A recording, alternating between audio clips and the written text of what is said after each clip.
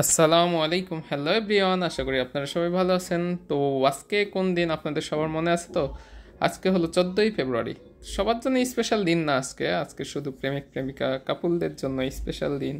এছাড়া সবার জন্য নর্মালি দিনটা ঠিকই আছে। আর আজকে তো দুপুরবেলা এখন রাজশাহীতে দেখে বুঝতে পারবেন না যে আজকে ভ্যালেন্টাইন্স ডে। তবে কিছু কিছু জায়গায় দেখা যাচ্ছে যে কাপুলদের বিভিন্ন ড্রেস আপ বা একসাথে জোড়া জোড়া হয়ে ঘুরতেছে। তো বিকাল থেকে সন্ধ্যার পরে কিন্তু এই বিষয়টা বেশি দেখতে পাবেন রাস্তায়।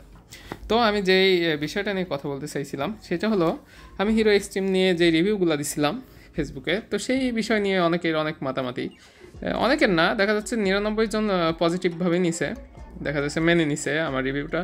আর 1% লোক, মানে 100 জনের মধ্যে একজন লোক দেখা গেছে যে একটু রিয়াক্ট করছে। তো রিয়াক্ট করার কারণটা আমি আসলে বুঝতে পারলাম না। যে আপনার বাইকটাও হয়তো বা এক্সট্রিম, আমারও কিন্তু স্বপ্নের বাইক ছিল এক্সট্রিম। কারণ আমি যখন ফুল পেমেন্ট করলাম, করার পরে কিন্তু আমার ঘুম হতো না, স্বপ্নে দেখতাম বাইকটা আমি চালাচ্ছি। তো এত স্বপ্নের বাইকটা যখন খারাপ সার্ভিস দিবে তখন তো আমি রিভিউটা খারাপ দিবই।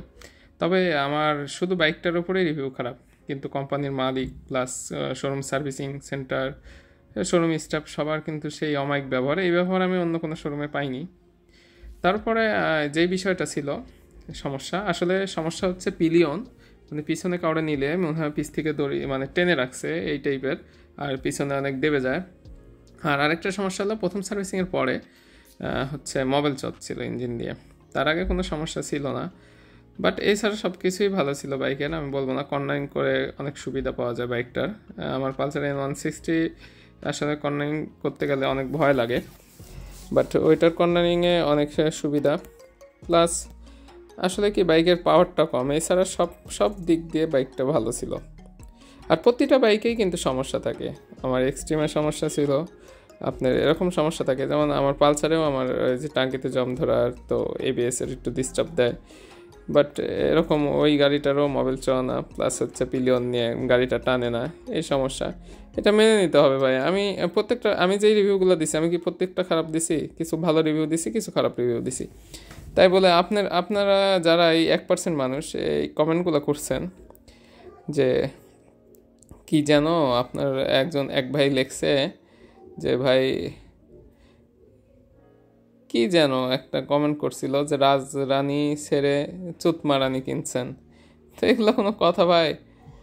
আসলে মেকআপ করা রাজরানীর চেয়ে ভাই এই কি বলে অরিজিনাল চাকরানি ভালো। মানে কালো, হ্যাঁ, মেকআপ করা রাজরানীর চেয়ে কালো চাকরানি ভালো। ঠিক আছে ভাই, ওরকম রাজরানীর আমার দরকার নেই। তো আমার এরকম বাইক লাগবে যেটা হলো লাস্টিং করবে, আমি ফেলায় রেখে ইউজ করতে পারবো, কোনো সমস্যা হবে না, এই টাইপের। তো এই জায়গাটা দেখছেন, অনেক সুন্দর একটা জায়গা রাজশাহী শহরের। আপনারা যারা রাজশাহীর আশেপাশে বাসা তারা অবশ্যই দেখছেন।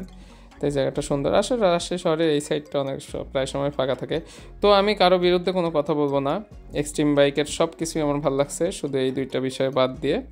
আর এরকম সব বাইকেরই সমস্যা থাকে। তো আপনাদের যাদের মনে আমি এই টাইপের রিভিউ দিয়ে কষ্ট দিছি, তাদের সবাইকে আমি সরি বলতেছি। আমি আমার সৎ রিভিউ দিছি, এতে করে সব গাড়ি আমি যেটা যেটা চালাবো সেটা সম্পর্কে আমি দিব। যেমন হোন্ডা বাইকের আমার কোনোই ব্যাড রিভিউ নেই, বাট ওর টায়ারটা চিকন, স্লিপ করে, এটা ব্যাড রিভিউ। এই আর কি, এই টাইপের আমি উদাহরণ দিলাম আপনাদেরকে। তো আল্লাহ হাফেজ, সবাইকে ধন্যবাদ।